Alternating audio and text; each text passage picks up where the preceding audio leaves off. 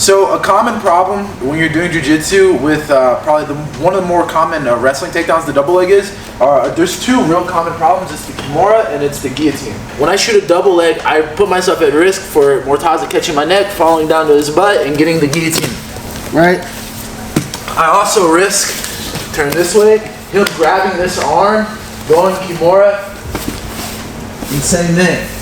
So those are two really big common problems with the head on the outside double leg. Of course, there's a lot more, and because of that, I personally do not prefer using a head on the outside double leg, especially in jiu-jitsu. I find it's just way too risky, and the risk is definitely a lot more than reward. But that doesn't mean you shouldn't do double legs at all. This is why I always prefer to go Jordan Burroughs style, blast double leg, right? So blast double, all that means is that my head is going into the middle, but basically for the most part the mechanics are pretty much the same, except this time I'm going through my partner and I'm not cutting the corner. So what I mean is, when I'm doing a normal double leg, even if it was just in a wrestling sense, I would be shooting, boom, and then I'd be cutting the corner, right?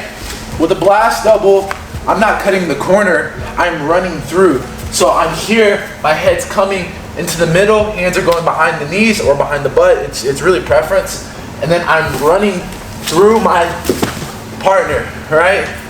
The way I like to set up the blast double is from space. A lot of times in jiu-jitsu, your blast doubles are going to come differently than they do in wrestling. In wrestling, most of the time, guys are going to be in a really low stance, and so setting up the blast double is going to be a lot different. I'm going to have to use a lot more fakes, a lot more motion, etc. But in jiu-jitsu, lots of guys tend to stand up a little bit taller. So the way I like to do it, especially if I'm doing jiu-jitsu, is I'll kind of circle to this guy's back leg, and as he squares up, I'll shoot it. So for example, this is my partner's back leg, right? I'll show you guys a video in a second, but I'll start to actually circle this way, and as this back leg starts to come forward, boom, pause right here, I'm gonna square him up and get him into a double leg. So I'm gonna get this guy to square up, and then all I'm gonna do is lower my level, get my hands behind his knees, and then get my head in the middle of his chest.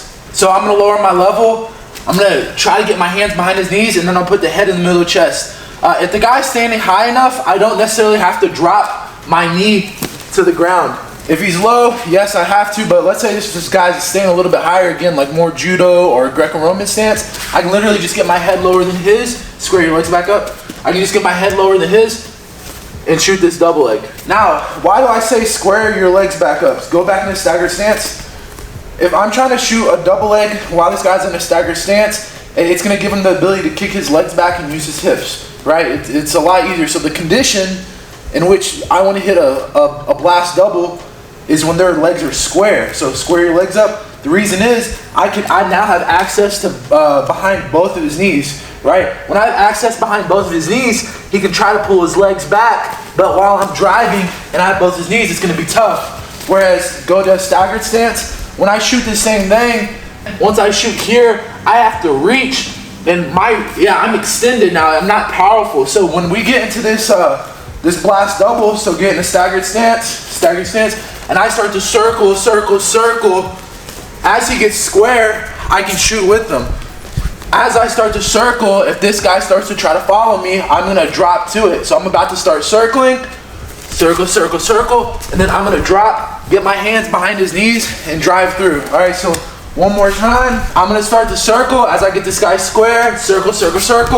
I'm just gonna lower my level, take my head into the middle of his chest, hands behind his knees, and I'm gonna run through and try to get into position where I'm passing if we're doing jiu-jitsu. When you're trying to apply double legs in a jiu-jitsu situation, I prefer my head on the inside versus my head on the outside, because I want to avoid guillotines, kimuras, and even closed guard if I can. And the blast double does that, and it's a lot lower risk. Just a couple of concepts that you should keep in mind or note is that the condition that I want to find my opponent in for me to shoot a proper blast double is to have their legs squared and not staggered, and be at least within a backhand reach of the double.